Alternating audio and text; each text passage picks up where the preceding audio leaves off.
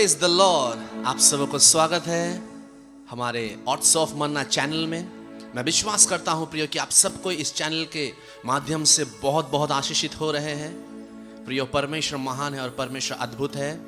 आइए वचन सुनने से पहले हम परमेश्वर की स्तुति और महिमा करें। प्रियो वचन में ऐसा लिखा हुआ है, अगर हम पढ़ेंगे फिलिप्पी 1:21 में पौलुस कहता है, मेरे लिए जीना मसीह और मर जाना लाभ है। ओ निश्चित तौर से प्रियो, हम जिए तो मसीह के लिए, हम कुछ भी करें उस मसीह के लिए। और पौलुस तो कहता है कि मेरे लिए मर जाना भी लाभ है। प्रियो, आइए इस गीत के जरिए परमेश्वर की महिमा करें।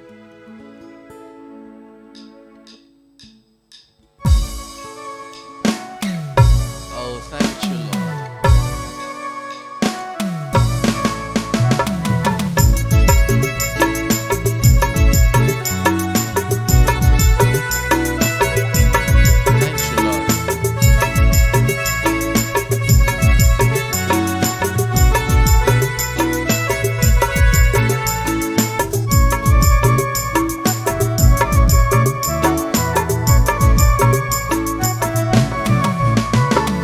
कहियो नी भुलाबो रे यीशु, हाय तोर प्यार के यीशु, हाय तोर प्यार के।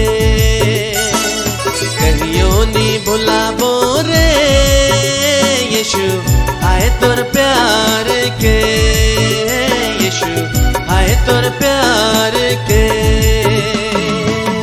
चाहे मोर जान चली जाए रे, चाहे ज़माना छूट जाए, चाहे मोर जान चली जाए रे, चाहे ज़माना छूट जाए। कहियो नी भुलाबो रे यीशु, हाय तोर प्यार के यीशु, हाय तोर प्यार के। कहियो नी भुलाबो रे यीशु, हाय तोर प्यार के यीशु, हाय तोर प्यार के।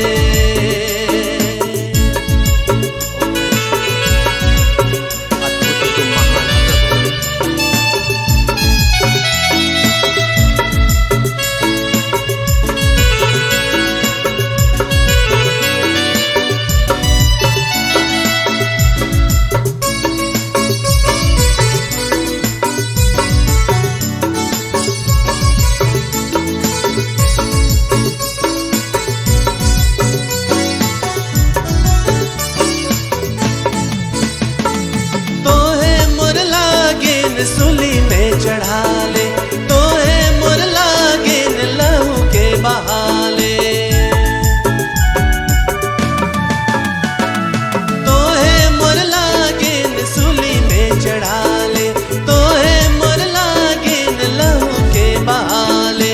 कहियो नी भुलाबो रे यीशु, हाय तोर प्यार के यीशु, हाय तोर प्यार के।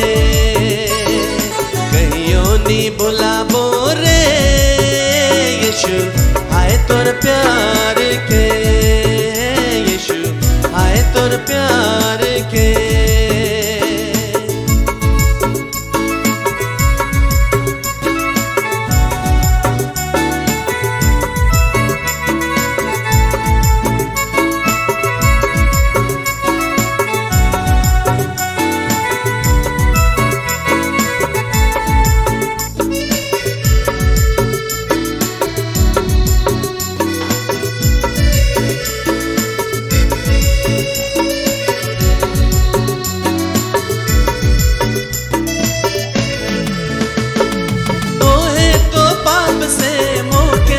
चाले तो है तो मौके डर दिखा ले,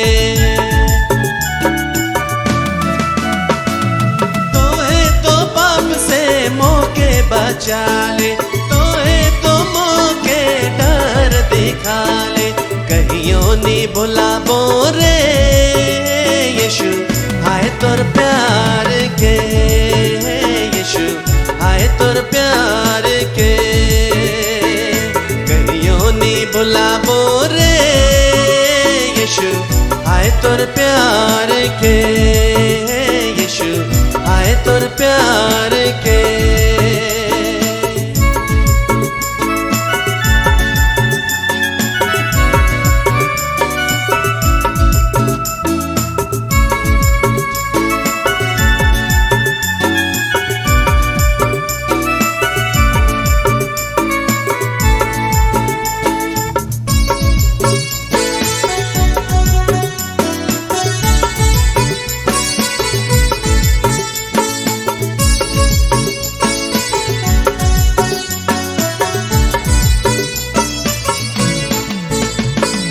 मोर मने आत्मा में तो है बस गेले, तो है तो मोके आशीष देले। मोर मने आत्मा में तो है बस गेले, तो है तो मोके आशीष देले। कहियो नी भुलाबो रे यीशु आए तोर प्यार के, यीशु आए तोर प्यार के। कहियो नी भुलाबो रे यीशु आए तोर प्यार के, यीशु आए तोर प्यार के। चाहे मोर जान चली जाए रे, चाहे जमाना छूट जाए, चाहे मोर जान चली जाए रे, चाहे जमाना छूट जाए। कहियो नी भुलाबो रे यीशु आए तोर प्यार के, यीशु आए तोर प्यार के। कहियो नी भुलाबो रे यीशु आए तोर प्यार के, यीशु आए तोर प्यार के।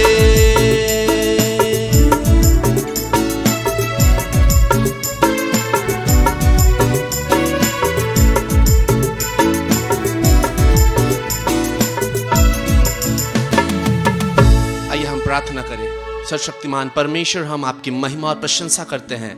खुदा बाप, इस घड़ी समय हम तेरे दास को तेरे हाथों में समर्पित करते हैं। डेफिनेटली प्रभु, आपने उन्हें अभिषेक किया है तेरा वचन का प्रचार करने के लिए। इस घड़ी समय जितने लोग वचन सुनते हैं, सबके जीवन में माइटी मिरेकल्स होने पाए प्रभु। तेरे दास को तेरे हाथों में समर्पित करते हैं और ये प्रार्थना आपके प्रिय पुत्र यीशु के नाम से मांगते हैं, आमीन। Praise the Lord, Hallelujah. Welcome to the Odds of Manna. परमेश्वर को बहुत बहुत धन्यवाद देते हैं। आज की संध्या के समय के लिए परमेश्वर ने एक सुंदर सुजोग दिया, एक मौका दिया कि हम लोग उसकी उपस्थिति में आए, उसके वचनों में से देखें, सीखें, समझें, जाने और हम लोग आत्मिक जीवन में हम लोग आगे बढ़ने पाए। आइए आज के विषय में हम लोग जाने से पहले हम लोग छोटी सी दुआ करते हैं। सर्वसामर्थी सेनाओं का यह परमेश्वर पिता, इजराइल का परमेश्वर, दाऊद का परमेश्वर, इब्राहिम का परमेश्वर, हम आपको बहुत बहुत धन्यवाद देते हैं प्रभु। यह परमेश्वर पिता आज के सुंदर समय को दिया, हम तेरे वचनों में से देखना और समझना चाहते हैं प्रभु। इस समय परमेश्वर पिता में बुद्धि दे, समझ दे, ताकि हम आपके वचनों को समझने पाए, आपके प्रकाशनों को समझने पाए। हम भी अपने आप को तेरे हाथ में समर्पित करते हैं प्रभु जी। हमारे मुख से होके बोलिए, ताकि यह परमेश्वर पिता हर एक कोई प्रभु जी, जितने लोग सुन रहे हैं प्रभु जी, वो लोग आशीषित होने पाए। सब बातों में आपको महिमा और गौरव देते हैं लॉर्ड। यीशु मसीह के नाम से मांगते हैं, सुनिए, अदय से सुखराज ग्रहण कीजिए, आमेन। सो आज जिस विषय में मैं बात करने जा रहा हूं वो है चेंज योर प्रेयर मैप।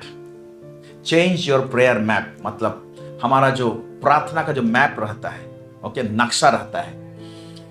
नक्शा से हम लोग एक जगह से दूसरी जगह में हम लोग जाते हैं, कौन पोजीशन कहां पर है, किस तरह से हम लोग जानने पाते हैं। प्रार्थना में भी हम लोग एक जगह से दूसरी जगह हम लोग नेविगेट करते हैं, एक नक्शे के तहत हम लोग मूव करना चाहते हैं। तो कितना प्रार्थना हम लोगों का ऐसा है, एक ऐसे नक्शा के अनुसार जिसका रिजल्ट नहीं आ रहा है। तो हम लोगों को जब रिजल्ट नहीं आ रहा है प्रार्थना का, तो हम लोगों को थोड़ा सा नक्शा को चेंज करना पड़ेगा।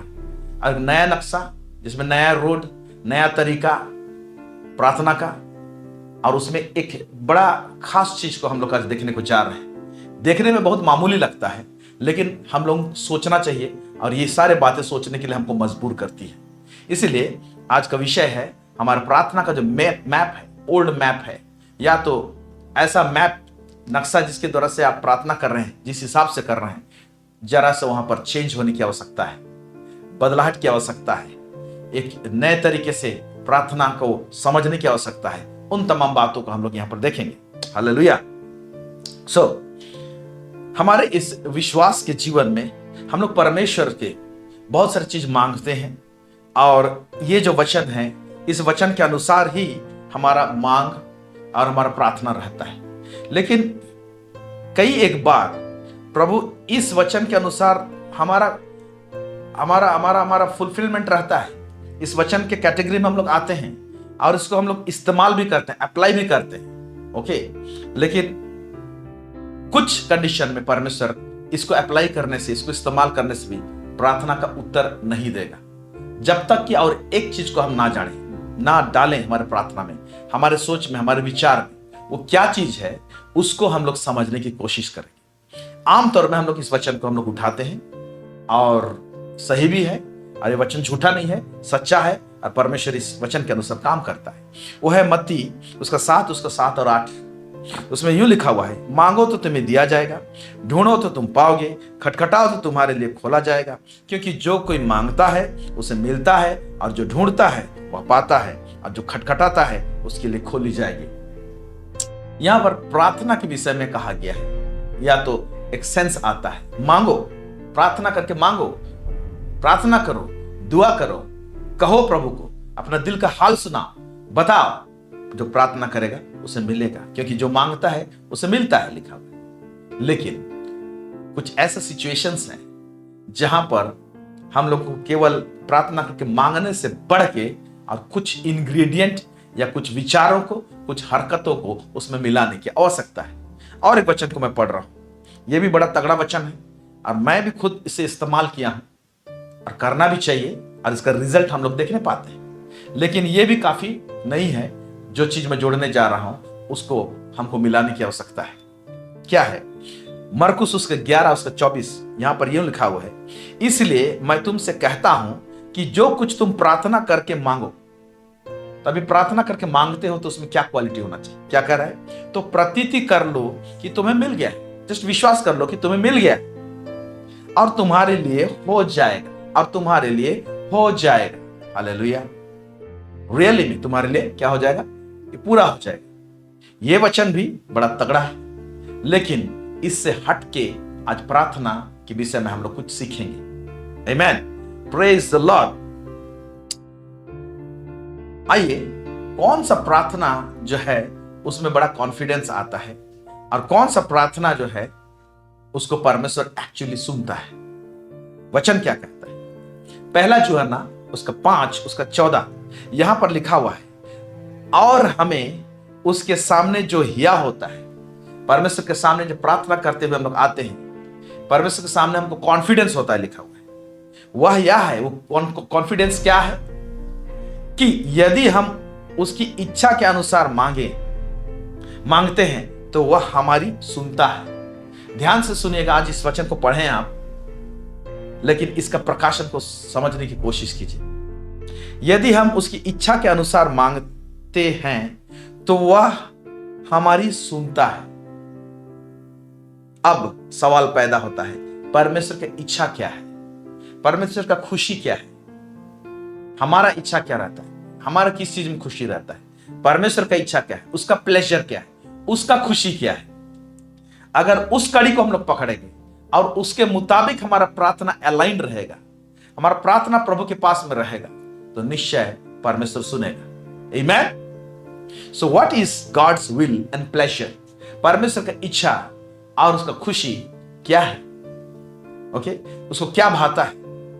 देखिए यहां पर क्या कहते हैं, मत्ती 6 उसका 9 से 10, यहां पर देखेंगे, मत्ती 6 उसका 9 से 10। अतः तुम इस रीति से प्रार्थना किया करो। प्रार्थना के विषय में कह रहे हैं, प्रार्थना किया करो।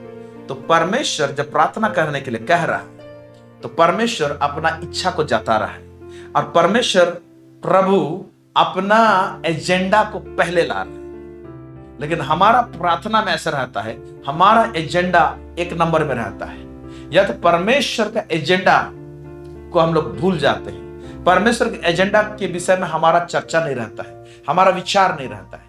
लेकिन यहां पर देखिए, अतः तुम इस रीति से प्रार्थना किया करो, हे हमारे पिता तू जो स्वर्ग में है, तेरा नाम पवित्र माना जाए। पहले तो परमेश्वर का गुण को और परमेश्वर के नाम को ऊंचा करना है, पवित्र माना जाए। उसके बाद फर्स्ट एजेंडा क्या है? प्रार्थना में ये बोलो, तेरा राज्य आए। ओके, तो इस वचन से हम तेरा राज्य आए, तेरी इच्छा जैसे स्वर्ग में पूरी होती है वैसे पृथ्वी पर भी हो। फर्स्ट एजेंडा है तेरा राज आए। यानी इस वचन से हम लोग ये जानने पाते हैं कि परमेश्वर का इच्छा, उसका मानसा, उसका जो एजेंडा है वो है क्या? कि परमेश्वर का जो स्वर्गीय राज है इस धरती में फैले, परमेश्वर का शांति इस धरती में फैले, परमेश्वर जो स्वर्ग से आके इस धरती में काम किया यीशु मसीह के जरिए से, उसके पुत्र के जरिए से, वो चीज फैले। यानी उद्धार लोग प्राप्त करना चाहिए, छुटकारा लोगों को मिलना चाहिए, परमेश्वर का राज का काम दिखना चाहिए, परमेश्वर का राज का एक्सपेंशन दिखना चाहिए, उसका बढ़ोतरी दिखना चाहिए। ये फर्स्ट प्रार्थना में एजेंडा में रखा है। बाद में कहता है, हे प्रभु हमें प्रतिदिन के भोजन आज हमें दे। हमारा जो प्रतिदिन का भोजन है उसके विषय में सेकंड लिस्ट में आता है। फर्स्ट लिस्ट में परमेश्वर का इंटरेस्ट आता है। यानी मैं ये बताना चाहता हूं कि परमेश्वर से जब प्रार्थना करते हैं तो हमारा लिस्ट के साथ में परमेश्वर का इच्छा, इंटरेस्ट का लिस्ट अटैच है कि नहीं है। मैं इसको थोड़ा सा विस्तृत करूंगा नीचे, ध्यान से सुनेगा। कैसे हम लोग जो मांगते हैं उसी में परमेश्वर का इंटरेस्ट को, उसका लिस्ट को हम लोग कैसे अटैच करेंगे प्रार्थना करते हुए। और केवल प्रार्थना करते हुए नहीं, हमारे सोच विचार में भी, हमारे हृदय में भी कैसे उसे अटैच करेंगे, इस बात को हम लोग समझने की कोशिश करेंगे। और एक वचन पढ़ रहा हूं, देखिए परमेश्वर का इंटरेस्ट क्या है, परमेश्वर की इच्छा क्या है। इन तमाम बातों को हम लोग लागू नहीं करते हैं और समझने की कोशिश नहीं करते हैं।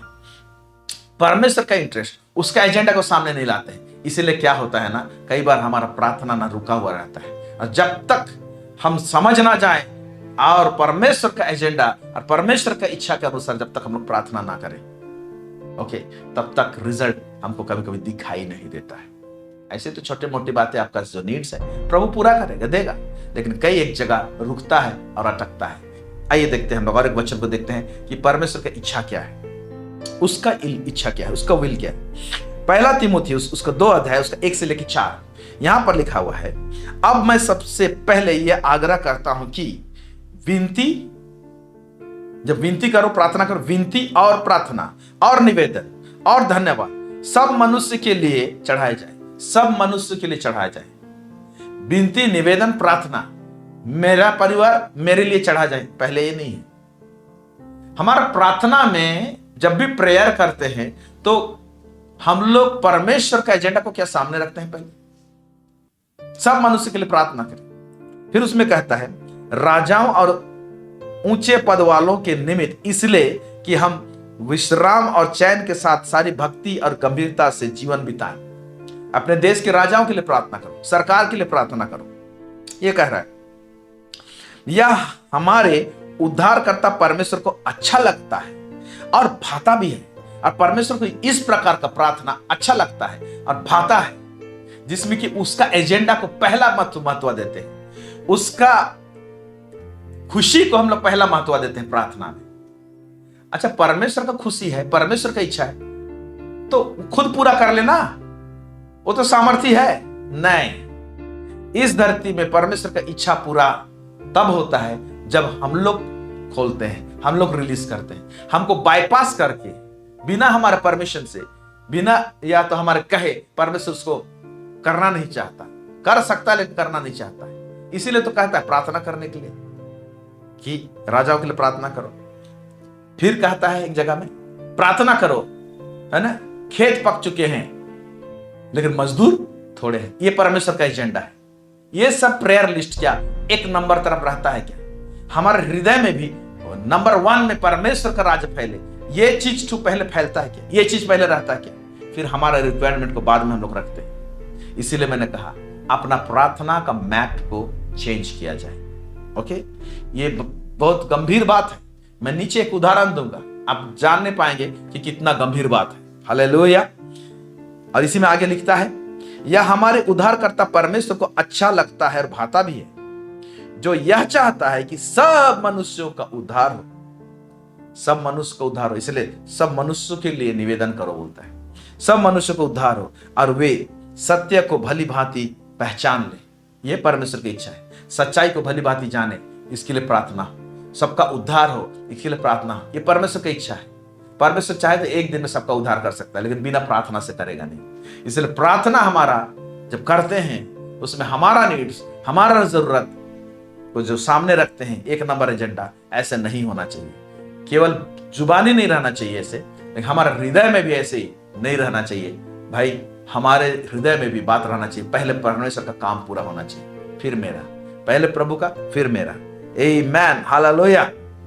सो क्या हमारे प्रार्थना में परमेश्वर का राज का एक्सपेंशन का लिस्ट है? सुसमाचार प्रचार हो, इस एजेंडा को, इसमें बहुत सारे पॉइंट्स हैं, ये पूरा होता है।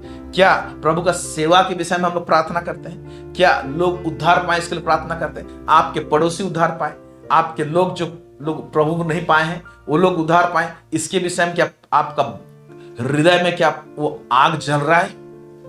वो इंटरेस्ट जाग रहा है? नहीं जागता है, और हम बहुत सारे अपने नीड्स के लिए प्रार्थना करते हैं, हमारा नीड्स पूरा हो।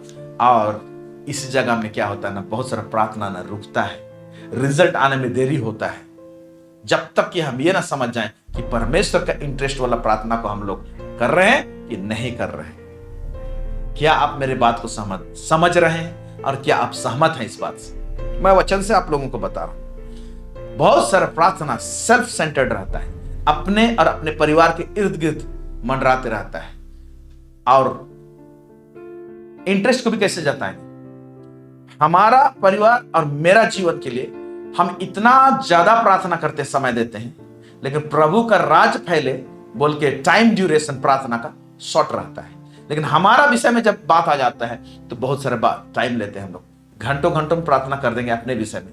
लेकिन परमेश्वर का राज फैले, सुसमाचार का सेवकाई होने पाए, लोग उद्धार पाने पाए, रोगी लोग चंगा होने पाए, इसका प्रेयर लिस्ट और टाइम ड्यूरेशन कम रहता है। इसी से प्रभु को पता चल जाएगा कि एक्चुअली इंटरेस्ट क्या है, एक्चुअली आपका और मेरा इंटरेस्ट क्या है। प्रभु को हम लोग मूर्ख नहीं बना सकते। वो हम लोग कितना समय क्या चीज को देते हैं, उसी से प्रभु को पता चल जाता है कि हमारा एक्चुअली इंटरेस्ट क्या है। देखिए,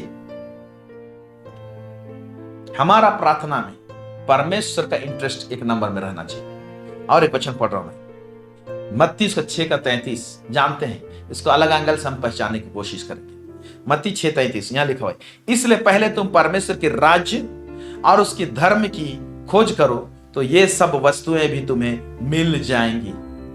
ये सब वस्तुएं मिल जाएंगी, जो मिलेगी, जो वस्तु हमको मिलना चाहिए, जिसके खोज में है, ये वस्तु प्रेयर पॉइंट में आगे रहते हैं।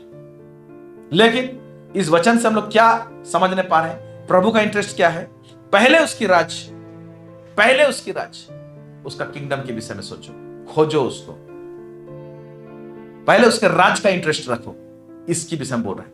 उसी तरह से परमेश्वर का भी यही इंटरेस्ट है, उसके राज के विषय में पहले प्रार्थना करें। Amen, praise God, praise God, praise the Lord. अभी देखिए, कई बार हम लोग गहरा फास्टिंग में चले जाते हैं, लेकिन फास्टिंग का भी एक नया चेहरा को यहां बाइबल हमको बताती है। फास्टिंग के दौरान आमतौर में क्या रहता है?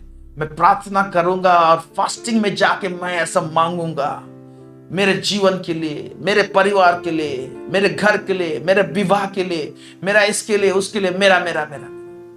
फास्टिंग से हम लोग करते हैं तो बड़ा एक्सपेक्टेशन रखते हैं, लेकिन फास्टिंग को परमेश्वर एक नया चेहरा क्या दिया है? फास्टिंग में प्रार्थना करते हैं तो क्या चीज को फास्टिंग बोल रहा है, उसको पढ़ने से पता चलता है कि परमेश्वर का इंटरेस्ट क्या है। इवन फास्टिंग प्रेयर में जाते हैं तो उसमें भी परमेश्वर का इंटरेस्ट क्या है, आइए देखते हैं।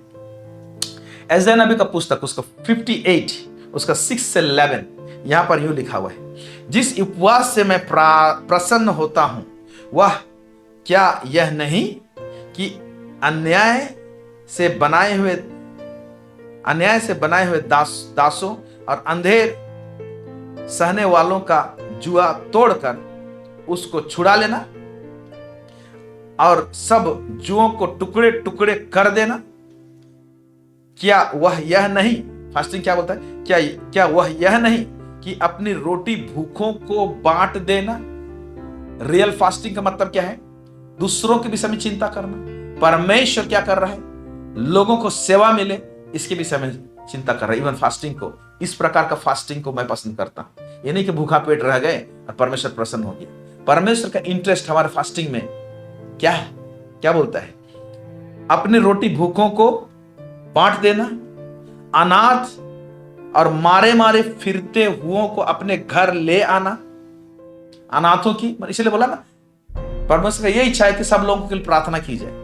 अब यहां पर सेवा देने का बात बोल रहा है, प्रभु का सेवकाई का बात बोल रहा है। फास्टिंग में तो प्रेयर करते हैं, ओके, लेकिन प्रभु कुछ करने को कह रहा है। किसी को नंगा देखकर वस्त्र पहनाना और अपने जाति भाइयों से अपने को ना छिपाना। अगर हम ये करते हैं तब तेरा प्रकाश पाव फटने के समान चमकेगा। ओके, जब सुबह जैसे होता है ना, तो सूरज का किरण पड़ता है ना, उसी तरह से तुम्हारे जीवन में ज्योति चमकेगी बोलता है। और तू शीघ्र चंगा हो जाएगा, शीघ्र चंगा हो जाएगा तू। इसका मतलब फास्टिंग जो था चंगाई के लिए कुछ तो नहीं था, लेकिन चंगाई नहीं मिल रहा है क्योंकि परमेश्वर का एजेंडा अनाथ, विधवा, गरीब, दुखी, इनके लिए हमारा प्रार्थना में, फास्टिंग में एजेंडा नहीं है। और ऐसे करोगे, मेरा इंटरेस्ट को पहले ध्यान दोगे, मेरा इच्छा को पहले ध्यान दोगे, मेरा दिल का धड़कन को तुम्हारा एजेंडा, प्रार्थना का एजेंडा में रहेगा, तो बोलता है तू शीघ्र चंगा हो जाएगा, तेरा धर्म तेरे आगे आगे चलेगा। Oh great, hallelujah. यहोवा का तेज तेरे पीछे रक्षा करती रहेगी। यहोवा का धर्म तेरे आगे रहेगा और पीछे भी, है ना, उसका तेज तेरी रक्षा करती चलेगा। तब तू पुकारेगा, प्रार्थना करेगा और यहोवा उत्तर देगा। कैसे उत्तर देगा? तू दुहाई देगा और वह कहेगा। जब तू प्रार्थना करेगा, दुहाई देगा, तो कहेगा, परमेश्वर खुद कहेगा, मैं यहां हूं, मैं सुनने के लिए रेडी हूं, क्योंकि तुमने मेरे एजेंडा को प्रार्थना में रखा, मेरे एजेंडा के अनुसार हरकत भी किया। तूने भूखों को भोजन खिलाए, अनाथों की सुधि ली, गरीबों की सुधि ली। आप देख रहे हैं कि परमेश्वर हम लोगों को क्यों ब्लेस करना चाहता है, ताकि हम दूसरों के लिए आशीष का कारण है। हमारा प्रार्थना क्या रहता है? मैं आशीषित हूं। परमेश्वर क्या सुनना चाहता है? तुम आशीषित हो और तुम्हारे तरफ से दूसरे लोग आशीषित होना चाहिए। तो हमारा प्रेयर में हमेशा दूसरे लोग आशीषित होने वाला अटैचमेंट भी रहना चाहिए, जुड़ा रहना चाहिए। बताऊंगा आप लोगों को। फिर कहता है, यदि तू अंधेर करना और उंगली उठाना और दुष्ट बातें बोलना छोड़ दे, उदारता से भूखे की सहायता करे और दीन दुखियों को संतुष्ट करे, तब अंधेरे में तेरा प्रकाश चमकेगा। वाह, अंधेरे में तेरा प्रकाश चमकेगा और तेरा घोर अंधकार दोपहर का सा उजियाला हो जाएगा। और तुम्हारे जीवन में जो घोर अंधकार सा दिखाई देता है, वो तुम्हारे जीवन से फट जाएगा, उजियाला हो जाएगा बोलता है। यहोवा तुझे लगातार लिए चलेगा और अकाल के समय तुझे तृप्त और तेरी हड्डियों को हरी भरी करेगा, और तू सींची हुई बारी और ऐसे सोते के समान होगा जिसका जल कभी नहीं सूखता।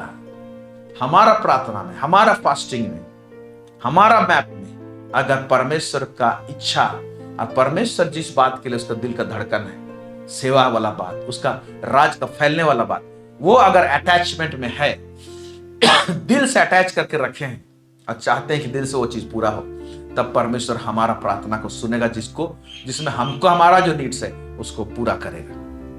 आमीन, हालेलुया। आइए देखते हैं कि कैसे हम लोग परमेश्वर का इंटरेस्ट, उसका इच्छा को एकदम भूल जाते हैं, टोटल कभी कभी भूल जाते हैं, और भूल जाते हैं तो क्या होता है। ओके, हम लोग पढ़ेंगे हग्गाई का पुस्तक, उसका 1 अध्याय, उसका 1 से लेके 6 आयत। यहां पर घटना ऐसे है, ये बात भविष्यवक्ता के द्वारा से इजरायलियों पर पहुंच रहा है।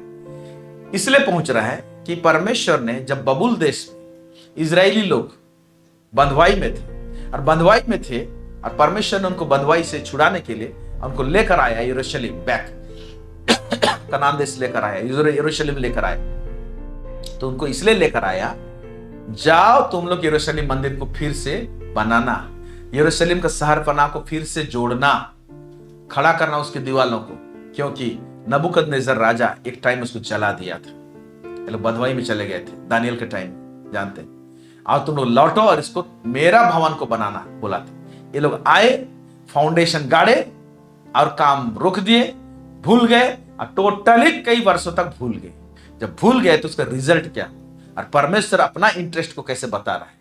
अब देखिए, इसी तरह से जब हम लोग परमेश्वर का इंटरेस्ट सबको भूल जाते हैं, परमेश्वर का इच्छा सबको, परमेश्वर का खास उसका दिल का धड़कन को भूलते हैं, वो क्या करना चाहता है, वो जब माइनस हो जाता है तो बहुत समय हम लोग प्रार्थना किए रहते, पुकारते रहते, चिल्लाते रहते हैं, हमारे जीवन में प्रार्थना सुनी नहीं जाती। अगर आपके जीवन में, किसी के जीवन में आज प्रार्थना अगर लेंदी जा रहा है, सुना नहीं जा रहा है, डिले हो रहा है, तो हो सकता है कि प्रभु उस डिले से आपसे बात कर रहा है कि परमेश्वर का एजेंडा को आपका प्रार्थना लिस्ट में लेकर आइए, परमेश्वर का एजेंडा को करना चालू कर दीजिए, उस हरकत में आ जाइए।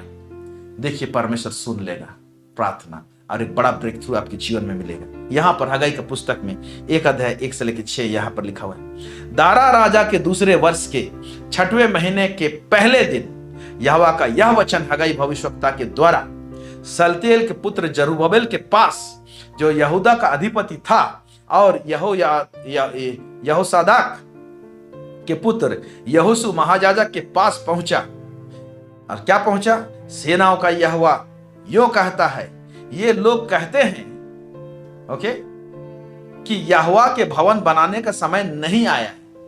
परमेश्वर का एजेंडा जो था, जिसके लिए एक्चुअली छुड़ा कर लेकर आया था फिर बबुल देश से, कि यरूशलेम मंदिर को जाके बना, ये लोग क्या बोल रहे हैं? परमेश्वर का भवन को बनाने का समय नहीं आया, इनको अभी इंटरेस्ट नहीं है। इसका रिजल्ट क्या हो रहा है? समय नहीं है। फिर यहोवा का यह वचन हगाई भविष्यवक्ता के द्वारा पहुंचा, क्या तुम्हारे लिए अपने छत वाले, माने तुम्हारा इंटरेस्ट छत वाले घरों में रहने का समय है, जबकि यह भवन उजाड़ पड़ा है? तुम अपने घर में रहने का टाइम है, जबकि परमेश्वर का भवन उजाड़ पड़ा है। इसलिए अब सेनाओं का यहोवा यो कहता है, अपनी अपनी चाल चलन पर ध्यान दो, अपनी अपने हरकतों पर ध्यान दो। गॉड्स एजेंडा को टच कर रहे हो कि नहीं कर रहे, छू रहे हो कि नहीं छू रहे, उसको कर रहे हो कि नहीं कर रहे, चेक करो। बोलता है, तुमने बहुत बोया परंतु थोड़ा काटा। अपने घर में हो, बहुत आसरा किया, बोया लेकिन थोड़ा काटा। थोड़ा काटने के कारण से जरूर प्रेयर किया होगा कि प्रभु हम थोड़ा क्यों काट रहे हैं, कुछ उसका रिजल्ट नहीं आ रहा है, उसका उत्तर नहीं आ रहा है, या परमेश्वर कुछ हरकत नहीं कर रहा है। तुम खाते हो परंतु पेट नहीं भरता। जब खाते हैं पेट नहीं भरता, संतुष्ट नहीं होते, तो जरूर प्रार्थना करेंगे, लेकिन प्रार्थना नहीं सुना जा रहा है, क्योंकि परमेश्वर का एजेंडा, उसका इच्छा पूरा नहीं हो रहा है। तुम पीते हो परंतु प्यास नहीं बुझती। तुम कपड़े पहनते हो परंतु गर्माते नहीं। और जो मजदूरी कमाता है या काम करता है, अपने मजदूरी की कमाई को छेद वाली थैली में रखता है, क्योंकि तूने मेरा एजेंडा को भूल गया। इसी तरह से हमारा प्रेयर में और हमारे हरकतों में क्या परमेश्वर का इच्छा, उसका एजेंडा, उसका राज का फैलना, सुसमाचार का फैलना, शिक्षा का फैलना, सेवा का बढ़ना, क्या ये एजेंडा में है कि नहीं? आज प्रभु के राज के लिए कितना सोचते हैं, उसका सेवा के लिए हम लोग क्या करते हैं, भूल जाते हैं। और हमारा लिस्ट इतना बड़ा रहता है कि परमेश्वर को कई बार होता है, तुम्हारा लिस्ट नहीं चाहिए, मेरा लिस्ट को पहले रखो, तुम फिर देखो मैं क्या करता हूं। अभी देखिए इसी हगाई की पुस्तक में 1 उसका 7 से 11 यहां पर क्या लिखा हुआ है, सेनाओं का यहोवा तुमसे यूं कहता है, अपने अपने चाल चलन पर सोचो। और इंस्ट्रक्शन देता है, मेरा एजेंडा को अभी हाथ लगा, मेरा इच्छा को हाथ लगा। क्या बोलता है? पहाड़ पर चढ़ जाओ, लकड़ी ले आओ और इस भवन को बनाओ, और मैं उसको देखकर प्रसन्न होऊंगा। ओके, मेरी महिमा होगी। यहोवा का यही वचन है। ओके, उसी तरह से आज परमेश्वर का इच्छा, उसका एजेंडा को हम लोग अगर हाथ नहीं लगाते हैं, उसको नहीं लगाते हैं, और हमारा प्रार्थना हमारे लिए, हमारे बच्चों के लिए, मेरे घर के लिए, मेरे घर के लिए, मेरे परिवार के लिए, मेरे गाड़ी के लिए, नाना प्रकार का बहुत सारा प्रार्थना रहता है। ओके, तो परमेश्वर क्या करता है ना, कभी कभी इसे प्रार्थना को सुनना नहीं चाहता है और देखना नहीं चाहता है उसके सिंहासन के पास। ओके, तुमने बहुत उपज की आशा रखी, परंतु देखो थोड़े ही हैं, और जब तुम उसे घर ले आए तब मैं उसको उड़ा देता। शैतान नहीं उड़ाता, मैं उड़ा देता हूं, बोल रहा है परमेश्वर। सेनाओं का यहोवा की यही वाणी है। ऐसा क्यों हुआ? ऐसा क्यों हुआ? इसलिए नहीं कि मेरा भवन उजाड़ पड़ा है, मेरा एजेंडा सामने नहीं है तुम लोग का, मेरा एजेंडा वाला प्रार्थना सामने नहीं है, तुम्हारा एजेंडा को सामने रखते। ये कहने का तात्पर्य है प्रभु का। उजाड़ पड़ा है और तुम में से प्रत्येक अपने अपने घर को दौड़ा चला जाता है। इस कारण आकाश से ओस गिरना और पृथ्वी से अन्न उपजना दोनों बंद हैं। मेरी आज्ञा से पृथ्वी और पहाड़ों पर और अन्न और नए दाखमधु पर और ताजे तेल पर और जो कुछ भूमि के उपज है उस पर और मनुष्य के घरेलू पशुओं पर और उनके परिश्रम की सारी कमाई पर भी अकाल पड़ा है। तुम कुछ भी कर लो, कुछ टस से मस नहीं होगा। इसलिए हमारा प्रेयर में, हमारे चलने में, हमारे प्रार्थना में, हमारे मांगने में परमेश्वर का एजेंडा को पहले रखें और ज्यादातर उसको रखें। बाकी हमारे नीड्स को प्रभु जानता है। जब इसको करेंगे ना, एक चीज प्रार्थना करेंगे, विश्वास करेंगे और प्रार्थना करेंगे, परमेश्वर पर उसका तुरंत जवाब देगा। Hallelujah, praise the Lord, amen, amen. Okay, अभी मैं इसको समझाना चाहूंगा। अगर आप चंगाई के लिए प्रार्थना कर रहे हैं, लॉर्ड मुझे चंगा कर, मेरे कमर में दर्द है, मेरे घुटनों में दर्द है, अभी चंगाई प्रभु देना चाहता है। ये बच्चों की रोटी है। इसमें गॉड्स एजेंडा को कैसे जोड़े? प्रभु मेरे घुटनों में दर्द है, मेरे कमर में दर्द है, अगर तू मेरे घुटनों का दर्द और कमर का दर्द दूर करेगा तो लॉर्ड मैं घुटने में आके मैं प्रार्थना करूंगा, मैं प्रार्थना में समय व्यतीत करूंगा, मैं देश देश के लोगों के लिए प्रार्थना करूंगा, मैं यरूशलेम के लिए प्रार्थना करूंगा, मैं अपने पड़ोसियों के लिए प्रार्थना करूंगा। बहुत लोगों को प्रभु चंगाई क्यों नहीं देता है? चंगाई देंगे तो बस शरीर जब चंगा हो गया तो सोते रहेंगे, आराम फरमाते रहेंगे, लेकिन दर्द रहता है तो जागे रहेंगे। तो प्रभु ये चाहता है, अगर शरीर को प्रभु चंगा करना चाहता है तो इसके पीछे भी गॉड का एजेंडा रहता है। आप परमेश्वर का इच्छा को आप बोलिए, यदि तू प्रभु मुझे चंगा करता है और मैं दूर तक चलने पाऊंगा प्रभु, तो प्रभु जो मैं प्रेयर वॉक करूंगा। क्यों नहीं बोलते हैं हम लोग? एक भाई मुझे बीच बीच में व्हाट्सएप करता है, अकेले अपने एरिया में प्रेयर वॉक करता है, अकेले। प्रेज द लॉर्ड, निश्चय प्रभु उसको ब्लेस करेगा और कर भी रहा है। उसको अकेले करता है अपने एरिया में। आज पास्टर जी मैं इधर प्रेयर वॉक किया, वो जरूर चंगा रहे। आमेन।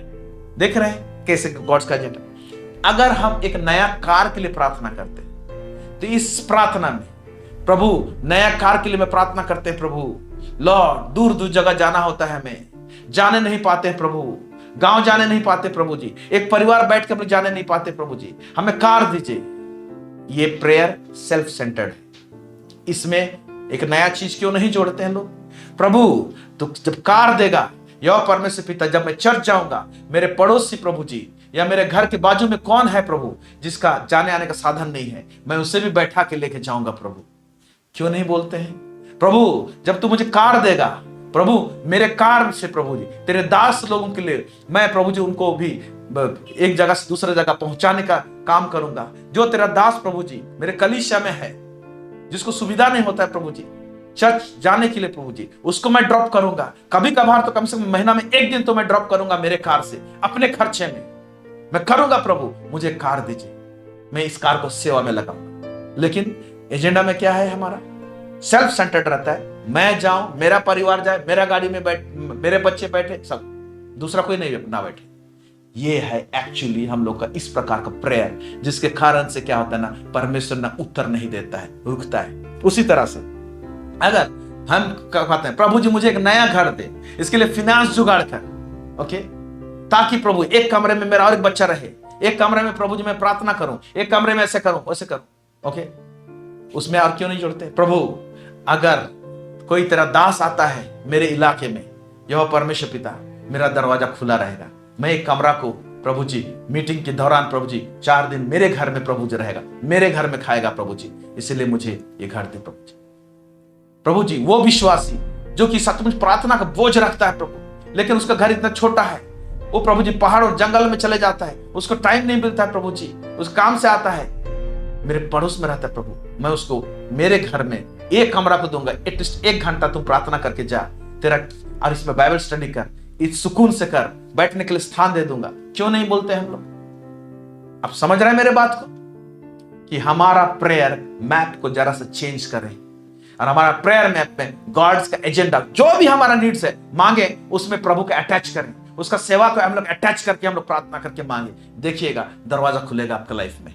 Hallelujah, praise the Lord, praise the Lord. Okay, बच्चे के लिए प्रभु जी आप मुझे संतान देते हैं प्रभु, तो संतान के जब लोग मांगते हैं तो हमारे दिमाग में बड़ा पिक्चर रहता है, इसे मैं डॉक्टर बनाऊंगा, बड़ा डॉक्टर रहेगा, कमाएगा, इंजीनियर बनाऊंगा, इसे एमबीए कराऊंगा, कराऊंगा, ओके, नौकरी करेगा तो हमको पालेगा, बुढ़ापे में मेरा सहारा होगा। बस यहां तक सीमित है, यहां तक सीमित है।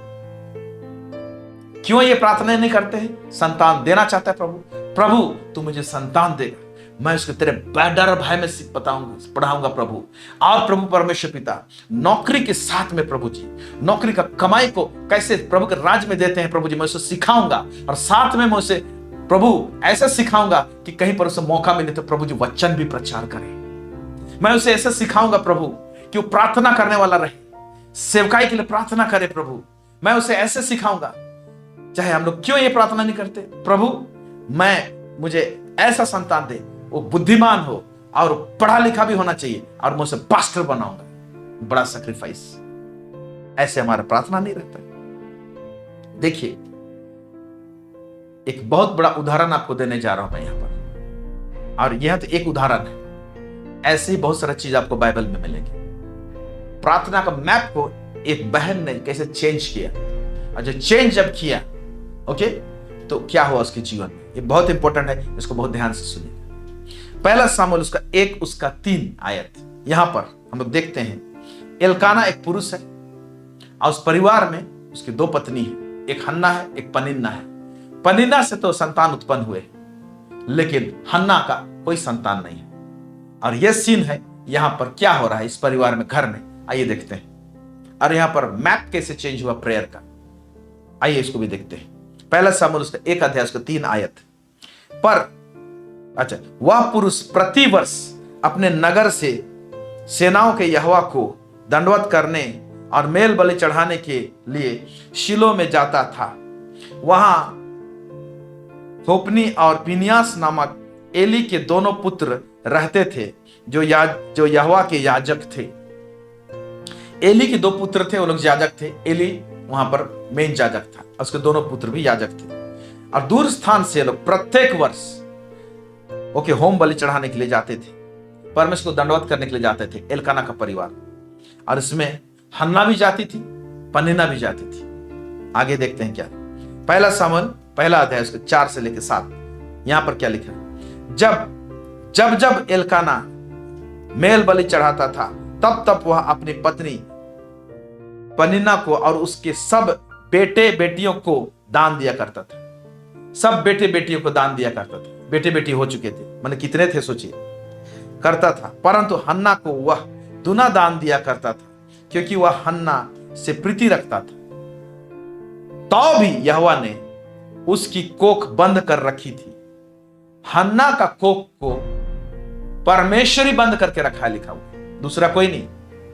याद रखिए, परमेश्वर ही इसके कोख को बंद करके रखा है। और प्रत्येक वर्ष जब होम बलि चढ़ाने जाते थे तो हन्ना क्या प्रत्येक वर्ष प्रार्थना नहीं करती थी कि प्रभु मुझे एक बेटा दे, मुझे एक बेटा दे, मुझे एक बेटा दे।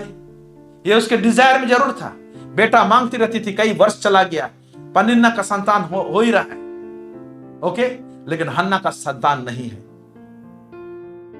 हन्ना का प्रार्थना कितना साल तक डिले चला, परंतु उसकी सौत इस कारण से कि यहोवा ने उसकी कोख बंद कर रखी थी, उसे अत्यंत चिढ़ाकर कुढ़ाती रहती थी। वह तो प्रतिवर्ष ऐसा ही करता था। और जब हन्ना यहोवा के भवन को जाती थी तब पनिन्ना उसको चिढ़ाती थी, इसलिए वह रोती और खाना नहीं खाती थी। खाना नहीं खाती थी, रोती थी। दिल टूटा हुआ है, प्रार्थना कर रहा है, लेकिन टूटा हुआ हृदय है। लेकिन परमेश्वर क्या कारण है कि इतने समय गुजर गया लेकिन उसका बेटा को परमेश्वर नहीं दे रहा है, उसका बेटा को परमेश्वर नहीं दे रहा है। ओके, क्यों परमेश्वर कौन सा प्रार्थना को सुनना चाह रहा है? हन्ना से, और उसको बेटा नहीं मिल रहा है। ध्यान सुनिए, परमेश्वर को चाहिए था प्रॉफिट, एक भविष्यवक्ता। परमेश्वर को चाहिए एक भविष्यवक्ता। हन्ना को चाहिए सिर्फ एक बेटा। परमेश्वर को चाहिए भविष्यवक्ता, हन्ना को चाहिए मेरा एक बेटा। तो परमेश्वर का एजेंडा, उसका इच्छा, उसका मानसा हन्ना के प्रेयर लिस्ट से आउट है। बेटा तो है, लेकिन वो बेटा में एक प्रॉफिट होना चाहिए, वो चीज नहीं है। क्लियर कट, ध्यान से सुनिए इस बात को। और ऐसे ही हमारा परमेश्वर के पास जो हमारा प्रेयर लिस्ट रहता है, उसमें परमेश्वर के वाला क्रीम एजेंडा, उसका इच्छा अटैच नहीं रहता है। चाहे हम घर मांगे, कार मांगे और बहुत सारी चीज मांगते हैं हम लोग, और डिले होता है, देर होता है, और कुछ कुछ चीज तो सुना ही नहीं जाता, ऐसा लगता है। क्यों? क्योंकि परमेश्वर का एजेंडा उसमें नहीं रहता है। चेंज योर प्रेयर मैप, अपने प्रार्थना का मैप को चेंज कीजिए। परमेश्वर का किंगडम के विषय में सोचिए, उसको कहीं ना कहीं आपका प्रेयर लिस्ट में होना चाहिए। आपका कुछ भी मांगते हैं, कोई भी चीज मांगते हैं, उसमें परमेश्वर का इंटरेस्ट को भी जोड़ के मांगिए। हीलिंग, प्रभु आप मुझे चंगा करेंगे, हम इतना घंटा प्रार्थना में गुजारेंगे। प्रभु आप मुझे कार देंगे, प्रभु जी तेरे दास और दासियों को मैं बैठाऊंगा। प्रभु जी उन लोगों के पास जिसके पास गाड़ी नहीं है, साधन नहीं है, प्रभु जब मैं एक ही तरफ जाऊंगा तो प्रभु जी उसको मैं बैठा के लेके जाऊंगा, सेवा में लगाऊंगा आपके गाड़ी को। प्रभु जी घर मांग रहे हैं, घर में प्रभु जी एक कमरा तेरे दास और दासी के लिए हो सकता है। प्रभु जी वहां पर आके प्रार्थना करें। चाहे हमारे एक ऐसा कमरा रहे ताकि हम लोग अड़ोस पड़ोस को लेके मिल के वहां पर प्रार्थना करें। इस तरह से हम लोग मांग सकते हैं। हर एक हमारा रिक्वायरमेंट परमेश्वर का इच्छा को अटैच करें, परमेश्वर राज का फैलने का बात को अटैच करें। हन्ना को बेटा चाहिए था और परमेश्वर को प्रॉफिट चाहिए था, प्रॉफिट सामुएल। देखिए अभी पहला सामुएल उसका 10 से लेके 11। वह मन में व्याकुल होकर यहोवा से प्रार्थना करने और बिलक बिलक कर रोने लगी। कब से ऐसे रोती थी कि बिलक बिलक, लेकिन इस दिन, इस साल प्रार्थना का मैप चेंज हो गया और उसने यह मन्नत मानी, हे सेनाओं का यहोवा, यदि तू अपनी दासी की दुख पर सचमुच दृष्टि करे और मेरी सुधि ले और अपनी दासी को भूल ना जाए और अपनी दासी को पुत्र दे, तो मैं उसे उसके जीवन भर के लिए यहोवा को अर्पण करूंगी और उसके सिर पर छुरा फिरने ना पाएगा। जैसे ये प्रार्थना की कि मैं तुझे दूंगी, यानी अब परमेश्वर देख रहा है, यस प्रॉफिट आ रहा है, यस मेरा भविष्यवक्ता वाला इच्छा जो है ना अभी इस प्रेयर में अटैच हो रहा है। हालेलुया। लेकिन एक सवाल है, परमेश्वर को एक भविष्यवक्ता चाहिए ही था। परमेश्वर डायरेक्ट बोल देता, ओके हम देंगे तेरे को, तू सामने से उस बेटा को पहले देना, देंगे हम। ऐसे क्यों नहीं? परमेश्वर भी ना दिल का गहराई को नापता है और दिल का गहराई से खुशी खुशी अपने तरफ से अपना दिमाग लगा के, अपना बुद्धि लगा के, अपना सोच विचार में खुद से जब हम सोचते हैं, ये परमेश्वर को ज्यादा भाता है और अच्छा लगता है। ये क्या सामने से डिमांड करके मांगने जैसा। लेकिन जब परमेश्वर हम खुद सोचते हैं, है ना, आपके विषय में आप देखिए ना, किसी को आप बोले नहीं, सामने से सोच के कोई आपके लिए करता है। अरे कम से कम ऐसा सोचा जी मेरे विषय में, मैं बोला नहीं लेकिन सामने से उस व्यक्ति ने सोचा। आपको कितना दिल में खुशी आता है। अगर आपको ऐसा लगता है तो परमेश्वर को भी ऐसे ही लगता है। हालेलुया। इसीलिए अभी प्रेयर में आपको चेंज कर दिया और परमेश्वर का मानसा वाला प्रेयर में चले गए। मैं प्रभु को दे देती हूं। जैसे ऐसे सुना, प्रेज द लॉर्ड, हालेलुया। आप देख रहे हैं क्या रिजल्ट होता है। पहला सामुएल 2 उसका 20 से 21 बीच में है, परमेश्वर उसको संतान दे देता है और संतान को बढ़ाती है सामुएल को, और दूध छुड़ाने के बाद में परमेश्वर को भवन में लेकर आती है, फिर प्रार्थना करती है, धन्यवाद देती है प्रभु, और कुछ नहीं मांग रही है। लेकिन परमेश्वर अभी छप्पर फाड़ के दे रहे हैं। देखिए क्या हो रहा है। पहला सामुएल 2 उसका 20 से लेके 21। एली ने एल्काना और उसकी पत्नी को आशीर्वाद देकर कहा, यहोवा इस बालक के बदले जो उसको अर्पण किया गया है तुझको इस पत्नी से वंश दे। तब वे अपने यहां चले गए। यहोवा ने हन्ना की सुधि ली और वह गर्भवती हुई और उसके 3 बेटे और 2 बेटियां उत्पन्न हुए, 5 संतान हुए।